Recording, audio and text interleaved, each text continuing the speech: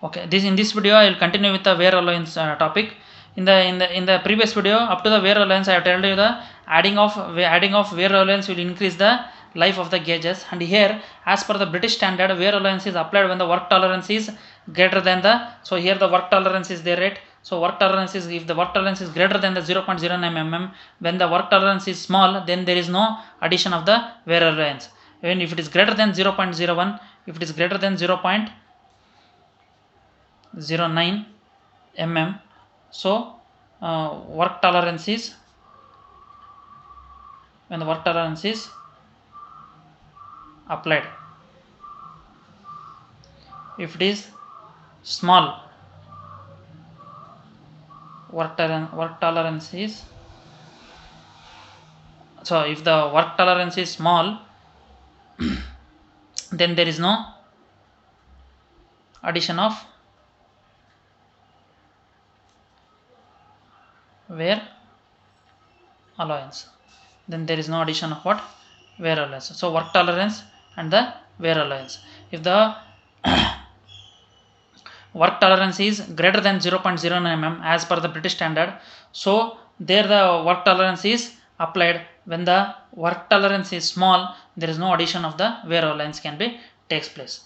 So when the wear allowance is applied, when the wear allowance is applied, when the work tolerance is greater than, sorry, I forgot to write here wear allowance. In place of A I have written T, sorry for that one. So wear allowance is applied, so work tolerance is greater than this one. So and finally we'll come to know that types of what, I will give one example. See here, I already shown in the figure.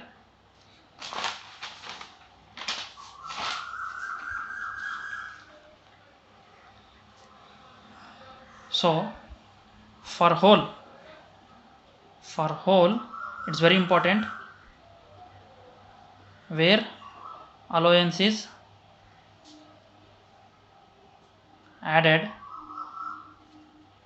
to its lower limit. It's very important, its lower limit, and this is for what? Go gauge. Here see, for the go gauge we are applying the wear allowance at the lower limit, and for the no go gauge it is provided outside the work limits. It is provided outside the work limits. So same like that for hole wear allowance is added at the lower limit. So then the formula is what? For the go gauge size is equal to what? Lower limit plus wear allowance. And for what? For this is for hole, and for shaft go gauge size is equal to what? Upper limit minus wear allowance, as seen in the figure. Here for shaft it is the upper limit and lower limit. Upper limit minus of what? Wear allowance. For the shaft it is applicable in the go gauge will be applied on the upper limit. For in the hole, again I am repeating, go gauge will be applied on the lower limit for the hole. And finally we are having come to know the main difference between the tolerance and the allowance. We are till now we are deal with the work allowance and gauge tolerance and wear allowance. So wear allowance, work allowance, and the gauge tolerance. So what is the tolerance? It is a permissible variation in the dimension. Variation in the dimensions of the component. It is a permissible variation in the dimension of the component, whereas the allowance is what? Is a prescribed difference between the dimension of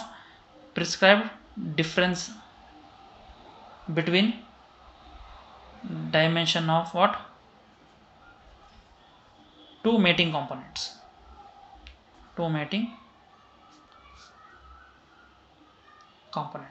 So this is the main first difference between the tolerance and the tolerance leads to what?